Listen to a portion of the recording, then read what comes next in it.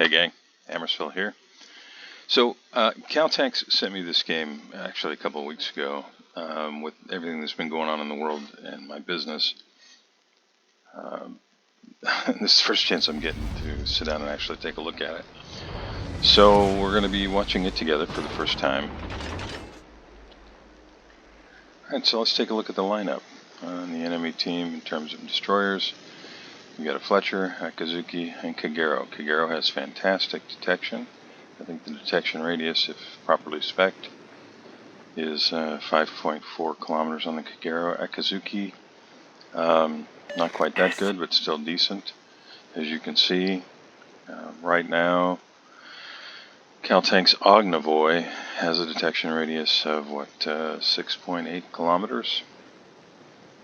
So, a little bit of a disadvantage there. Fletcher is, if spec'd for it, I believe, well under 6 kilometers. So, with an torpedo range of, 10 kilometers? Yeah, on the Ognevoi. Competitive, but only 2 turrets, so not a whole lot of shells. Taking a look at the enemy cruisers.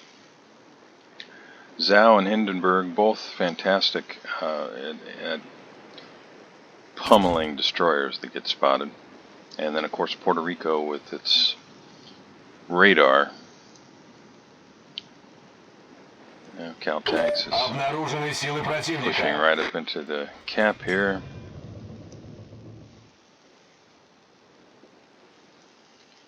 And at least so far, no one is contesting it. Looks like he's going to put out some preemptive torpedoes.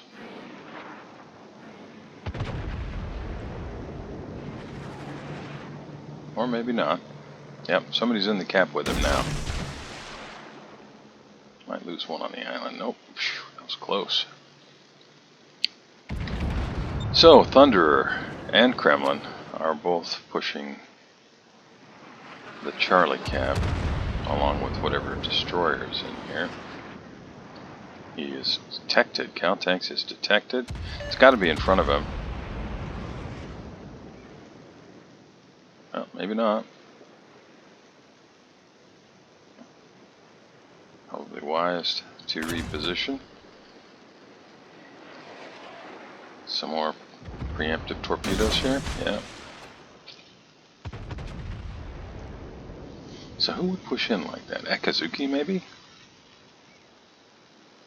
I guess he might have been hoping to gun down Caltex and the Ognevoi. I don't know. Either way, Caltex is apparently taking a look at the enemy lineup and decided discretion is a better part of valor.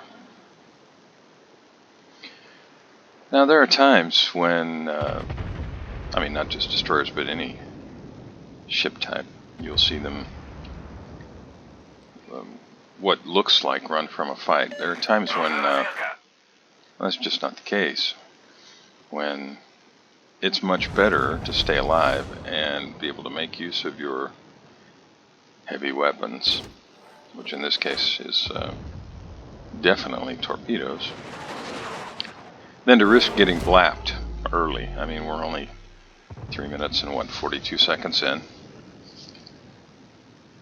Getting blapped this early in the game for nothing, absolutely pointless.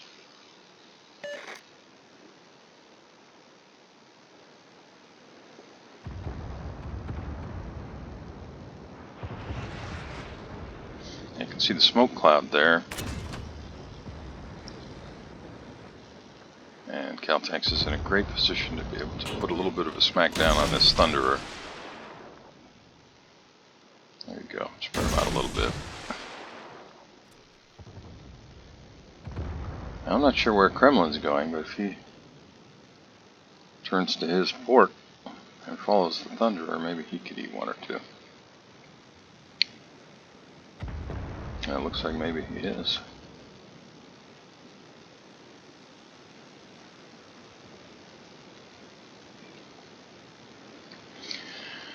I gotta watch carefully when you're pushing north of the cap like this, because you can see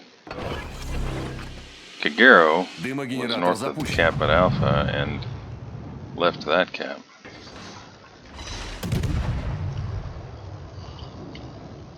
You don't want to get spotted by an enemy DD with that many red ships that can target you, so wisely, Caltax is smoked up and is just putting shells on the Kremlin. Superstructure is not yet saturated, so he's still able to do damage there.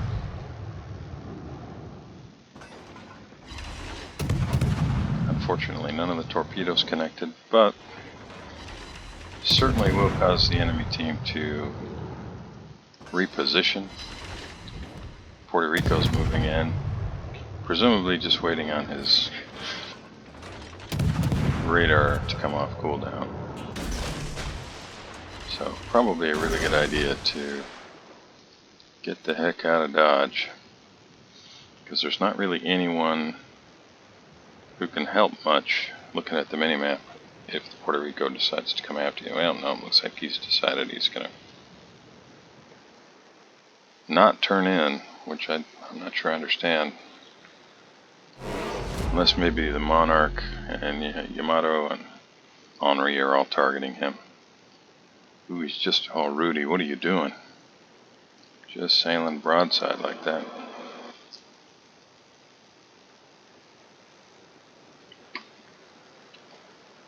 He may have accelerated enough to get ahead of the torpedoes.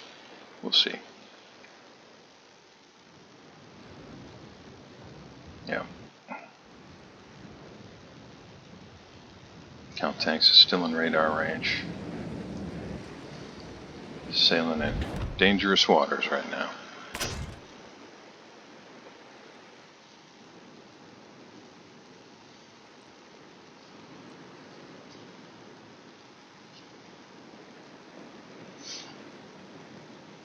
I can't believe that Yamato hasn't taken out the Puerto Rico yet, but Yamato Captain might be focused on things that were in the Charlie Cap.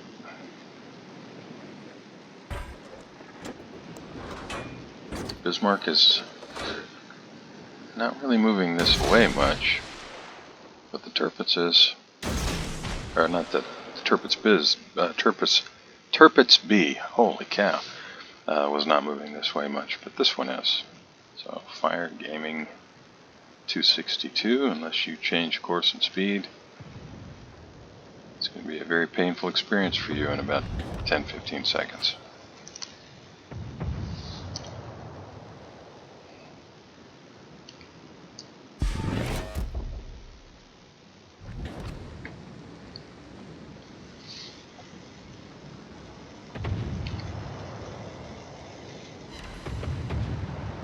Can he get 3? Oh, so close. I could smoke up here, but if he does, he'll lose sight of the Tirpitz, I think. His Des Moines, well, no, we'll see. Дымогенератор запущен. Yeah. Unfortunately, just nothing else can see the Tirpitz. But the Tirpitz did him a favor, apparently. Did he fire? Oh, good. Had a fire on him. So that's going to burn for a while. Let's see, 38,444, 38,860. That's really great. Okay, so, big picture. Good guys are down 3 ships. Bad guys, well, they're only down 1. Good guys have 363 points. Bad guys, 635.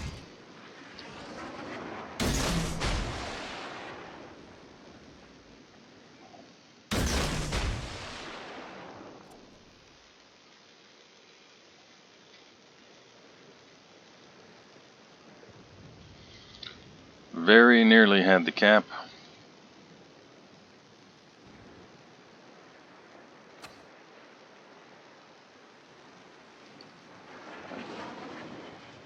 Торпеды прямо по курсу.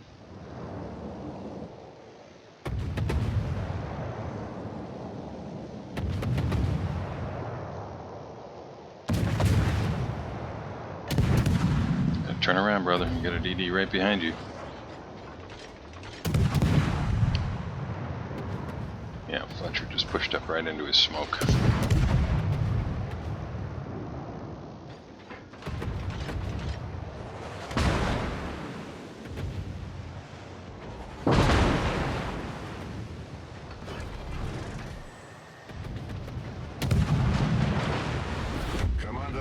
Just about a full health Fletcher there. I guess he was before he got hit there. Fletcher's going to make use of his own smoke. Unfortunately, that has put cow tanks running straight at a Zao and a Puerto Rico and a Thunderer. Torpedoes are back up. Where to put the torpedoes?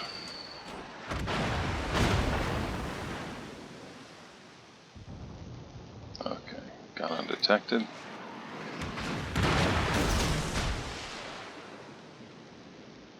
Can't tell if that's for the Fletcher or for the Zao, but either way, this could be some dual purpose torpedoes here with all these ships all together.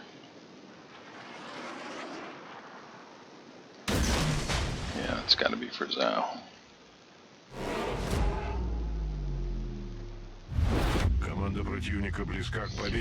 Well, good guys have managed to claw their way back enough that now they're only down by one ship, but down by a lot of points. He's trying to get Zao to turn sideways, to give his torpedoes an opportunity to hit. Very smart. Really well played.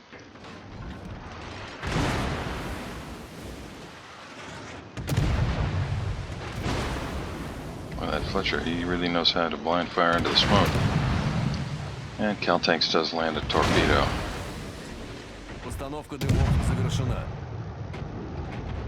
With only 2 turrets, when you lose one, even temporarily, it's a painful thing.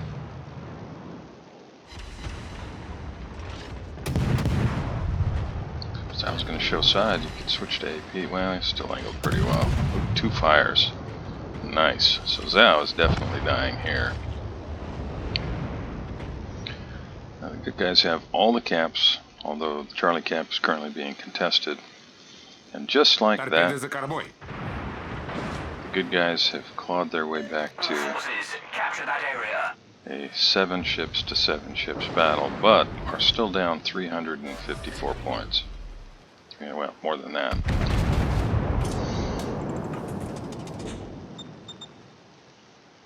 All forces, capture that area. Двигатель в форсированном режиме.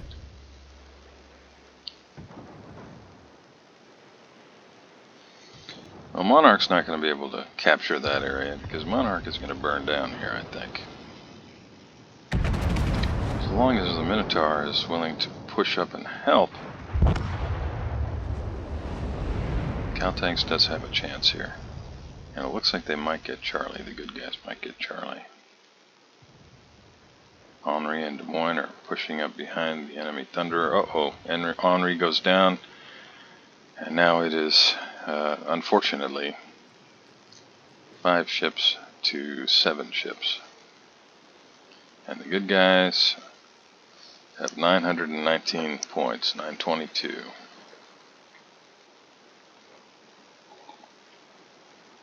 And you can see that some of the good guys are,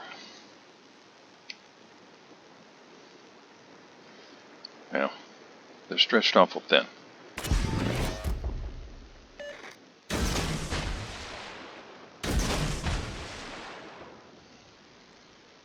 Get rid of the Puerto Rico here, secure this cap, and then turn. You'd have a lot of ships south of him that he could put a hurt on. Des Moines might be in a position to avoid being hit. Yep, so he was able to secure that cap. The Torp's going to hit the Thunderer. Nope. Puerto Rico looks like he's going to turn out of torpedo range. The friendly Yamato goes down.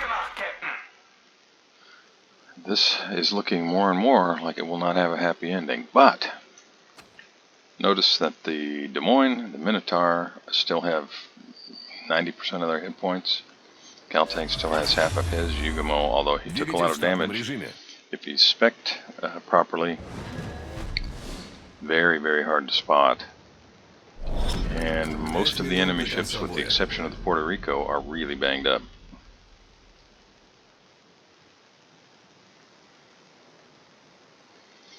Thunderer goes down to secondaries on the Des Moines. Caltank is racing for the Alpha Cap, trying to stop the accumulation of points on the enemy team.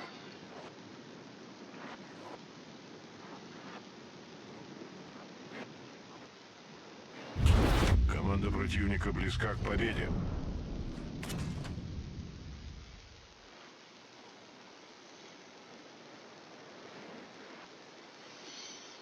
There might have been an opportunity 10-15 seconds ago to throw torpedoes out ahead of that Tirpitz, but given the position of the Tirpitz, as soon as the Alpha Cap starts to turn, the Hindi and the Tirpitz both might turn this way. Des Moines takes down Puerto Rico with secondaries. Holy cow. Good guys are clawing their way back into this game. It's 4 ships to 4 ships, but there is a huge disparity in points.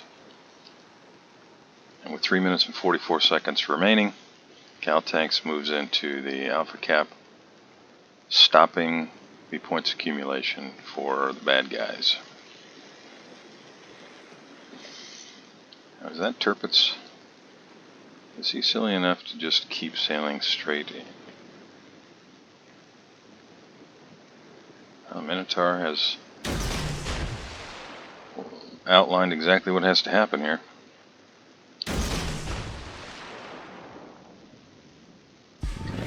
Alright, Houndini. Are you going to sail in a straight line at a constant speed? Because if that is your plan, this is not going to end well.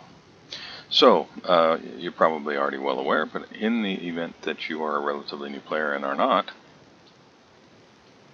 if you were in that Tirpitz B and you saw the Alpha Cap start to change, you would know that it has to be one of the 2 destroyers.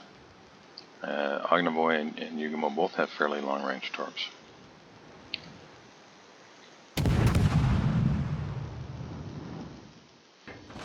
The Tirpitz B did finally turn off, but doing so put him in a position of showing a little more side than he wanted to, and he was just not able to survive. So now the good guys have a 4 ships to 3 ships advantage and are down only just under 200 points. But that's changing rapidly. We've got 2 minutes to go,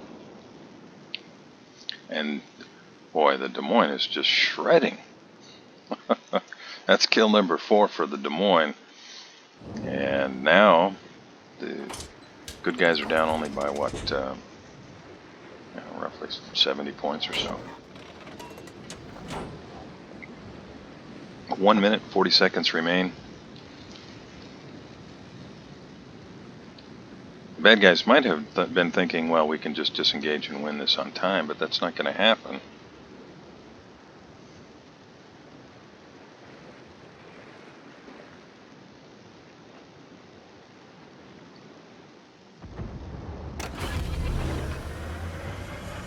Двигатель в форсированном режиме. Good guys have probably realized their best chance at a win is to finish off the Des Moines.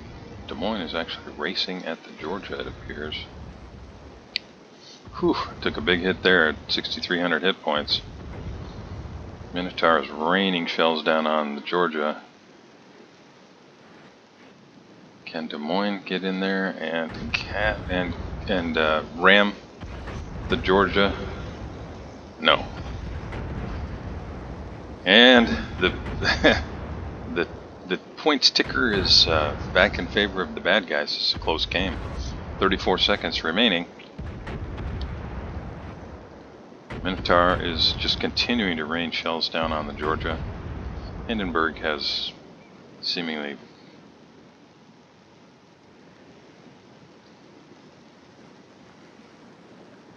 been chasing after the Yugumo. Oh, great game. Fantastic. Couldn't be any closer. Thanks a lot for sending this game file in, Cal. Thanks. And thanks to everybody watching with me. See you next time.